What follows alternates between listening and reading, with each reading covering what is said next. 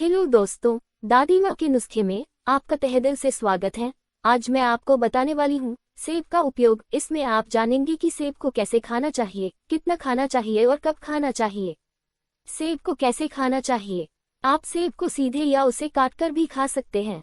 स्वाद के लिए आप उस पर थोड़ा सा काला नमक भी लगा सकते हैं। सेब को अन्य फलों के साथ फ्रूट सलाद के रूप में खा सकते हैं। चाहे तो स्वाद के लिए उस पर थोड़ा सा चाट मसाला मिला सकते हैं। आप सेब का जूस निकालकर पी सकते हैं। सेब की आप स्मूदी भी बनाकर सेवन कर सकते हैं। इसमें आप दूध और शहद भी मिला सकते हैं। सेब का उपयोग आप apple pie, cake, fruit custard, donut और एप्पल फ्रेंच टोस्ट बनाने में भी कर सकते हैं। सेब को कितना खाना चाहिए? सेब में प्रति 100 ग्राम 52 कैलोरी होती है, तो एक दिन में आप एक बड़ा या मध्यम आकार का सेब खा सकते हैं। सेब को कब खाना चाहिए? सेब खाने के फायदे उठाने के लिए इसका सेवन नाश्ते में करने की सलाह दी जाती है। आप चाहे तो इसे शाम को स्नैक्स के साथ भी खा सकते हैं। किसी भी सामग्री के फायदों के साथ उसके नुकसान जानना भी जरूरी है। तो सेब के फायदे और गुण जानने के बाद आपको सेब के नुकसान बताते हैं। सेब के नुकसान। सेब का सेवन वैसे तो सुरक्षित है, लेकिन अधिक मात्रा में खाने से आपको सेब के नुकसान का सामना करना पड़ सकता है।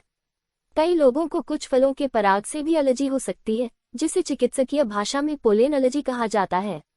कई लोगों को सेब का अधिक सेवन करने से एलर्जी हो जाती है, जिसके लक्षण कुछ इस प्रकार हो सकते हैं। होठों में सूजन, जीभ में सूजन, गले में सूजन। हे फीवर एक प्रकार की एलर्जी जिसमें आंखों और नाक से पानी आता है और खुजली होती है। Oral allergy syndrome. तीव्रग्राह्यता एनाफिलैक्सिस, चेहरे पर सूजन। नीचे पोलन एलर्जी के कुछ और लक्षण बताए गए हैं।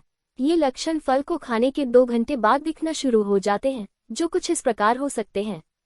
सांस लेने में तकलीफ, आंखों के आसपास, चेहरे, जीभ और होठों में सूजन, मुंह, गले, चेहरे और शरीर के अन्य अंगों में खुजली, चक्कर आना या बेहोशी, नाक से पानी आना या नाक बंद होना, पेट में ऐंठन, दस्त, मतली या उल्टी, कम रक्तचाप, पेट में ऐंठन, दस्त, मतली या उल्टी।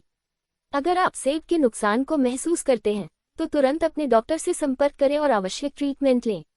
जहां एक तरफ सेब के गुण आपके लिए फायदेमंद हैं, वहीं दूसरी तरफ नियंत्रित रूप से उपयोग न करने पर आपको सेब के नुकसान उठाने पड़ सकते हैं।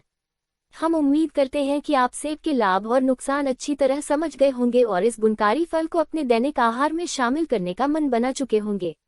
अगर आपको किसी भी फल से पोलेन एलर्जी है तो सेब का सेवन करने से बचें। इसको ज्यादा से ज्यादा करके शेयर करें। सेब जैसे पौष्टिक फल के लाभ से अन्य लोगों को भी अवगत कराएं। सेब का चयन कैसे करें? सेब का चयन करते वक्त सेब की किस्मों का भी ध्यान रखना चाहिए। भारत में सेब की बहुत सारी किस्में पाई जाती है, जिसमें हिमाचल और कश्मीर के सेब पूरी दुनिया में प्रसिद्ध है। वहीं बाजार में कई तरह से सेब उपलब्ध होते हैं। कुछ एकदम चटक लाल होते हैं, कुछ हल्के लाल, कुछ लाल पीले और कुछ हरे। ज्यादातर चटक लाल सेब को सबसे ज्यादा पका हुआ और रसीला माना जाता है, लेकिन ध्यान रखें कि एकदम चटक लाल और चमकीले सेब पर वैक्स कोटिंग हो सकती है। ऐसे में ध्यान रखें कि आप वैक्स कोटिंग वाला सेब न खरीदें। किसी भी प्रकार के सेब को खरीदते समय ध्यान रखें कि उस पर कोई दाग धब्बे न हों। उसके रंग के साथ उसकी खुशबू पर भी ध्यान दें। ध्यान रखें कि उसकी खुशबू ताजी हो। सेब खरीदते समय ध्यान रखें कि आप गला हुआ फल लेने से बचें और कड़क फल का चयन करें। सेब को स्टोर कैसे करें? सेब को सर्दियों का फल माना जाता है। कोल्ड स्टोरेज की वजह से ये साल भर उपलब्ध होते हैं। सेब को फ्रिज में न रखकर रूम तापमान पर रखने की सलाह दी जाती है। फ्रिज में रखने से उनकी नमी खत्म हो सकती है।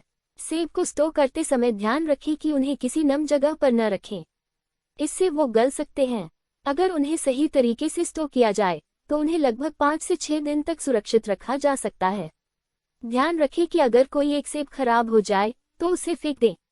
यह अन्य सेबों को भी खराब कर सकता है। अगर ये आपको पसंद आए तो लाइक करें, शेयर करें और सब्सक्राइब करें।